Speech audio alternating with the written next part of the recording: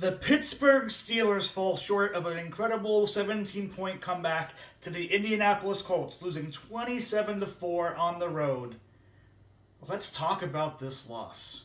Here we go. Here we go.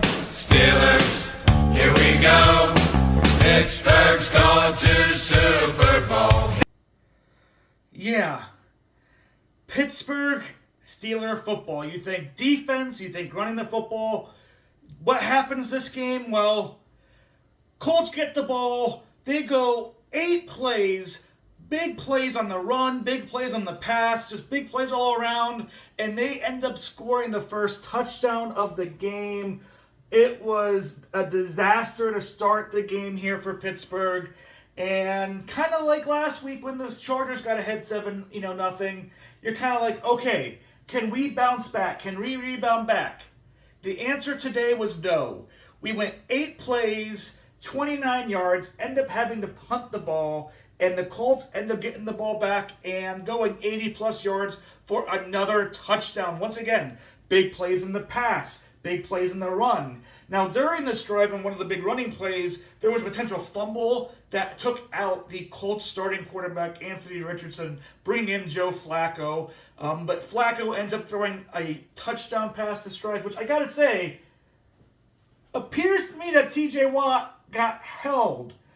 I don't know how often I got to say this as a Steelers fan. I feel like both the touchdowns that were happening in the second and fourth quarter by the Indianapolis Colts, you can clearly see Watt being held. It's so frustrating just to see this be allowed, but the rest were pretty terrible today. There were bad calls on the Colts. There was bad calls on the Steelers. So I ain't blaming the officials all that much for those yellow flags being waved. But it is annoying to consistently see Watt being held by tackles and people on the offense, and it never getting called, especially on touchdown plays like this. Steelers get the ball back. How they respond? 4-3 and out. Punt the ball again. Colts kind of are driving a bit, but they get stopped, but they do get a field goal, so it's 17-0. Basically, in the second quarter here, we are in deep trouble. It looks like they're going to run away. Why? Because we have another 3 and out where we punt the ball pretty much, and it's just like, oh, are they going to score on us again, be 24-0? But the defense comes up big. They get a stop. Don't let them get any more than one first down. They get a punt, and then we get the ball back, and we're driving. Fields is making plays. We're getting plays with Cordell Patterson. This is like one big 90-plus yard drive. Throw it towards inside the 5 or whatever from Pickens. He catches it. He makes a move, and he sticks the ball out with his hand and fumbles it. And the Colts recover inside their own 10. Points off the board. Still 17-0. I was internally screaming the whole way through. Luckily, though, the Steelers were able to get a quick drive for the Colts and got forced the punt within a couple plays, and they get the ball back with about 2 minutes left, just under the 2-minute warning, and they're able to get a Boswell field goal out of it. We go into halftime 17-3. I'm over here eating my pasta at halftime, watching my movie reviews, which are actually pretty fun, Wild Robot and Beetlejuice, and I'm just like, whew, this is bad. But, we get the ball to start in the second half. We can score some points. We can make this a game. We get the ball back, get a couple first downs, but end up having to punt the ball, and you're just like, oh, the day is over. Wrap it up. The game is over. Especially even though we got 3 and out defensively, the next drive, Justin Fields has a fumble. And let me tell you from this picture. Was this a fumble? Fields clearly has the ball. His forearm is on the ground. This should have been a clear, just not a fumble. But it ended up being a fumble.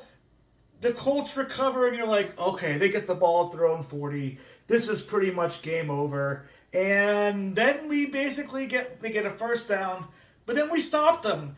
And they miss a 54-yard field goal from Matt Gay. And all of a sudden, this fumble leads to us basically getting the ball in good field position.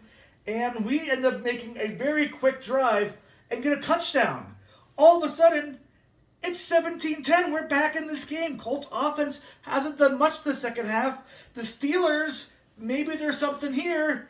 And then we get the next drive where the Colts basically are going to be going into a 3rd and 10, 2nd and 10. They throw the ball down the field. Mika Fitzpatrick pulls up, still hits the receiver, extends the drive, and again, tic-tac, he calls both ways this game, but it's a killer. The Colts were able to finish out the drive with a touchdown in the middle. The Steelers' defense today got smoked in the middle. Time after time, whether it was Richardson or Flacco, the ball would be placed around a crossing route or somewhere in the middle of the field, and it was chunk yards after chunk yards after chunk yards. And now we're back to a 24-10 game, 14-point game, but guess what? Justin Fields and the Pittsburgh Steelers, they get the ball. He's passing it. He's running it. A big play with Najee Harris down the field. Next thing you know, oh my goodness, they score a touchdown. It's 24-7. We're back in this game. We have a chance to win this game maybe. Indianapolis driving down the field though. Big running play by Jonathan Taylor. Big stuff this way, and guess what happens? They get a field goal. Oh no, it's 27-17, 10-point game. Can we really do it? It's about 4 or 5 minutes left of this game. Can we really do it?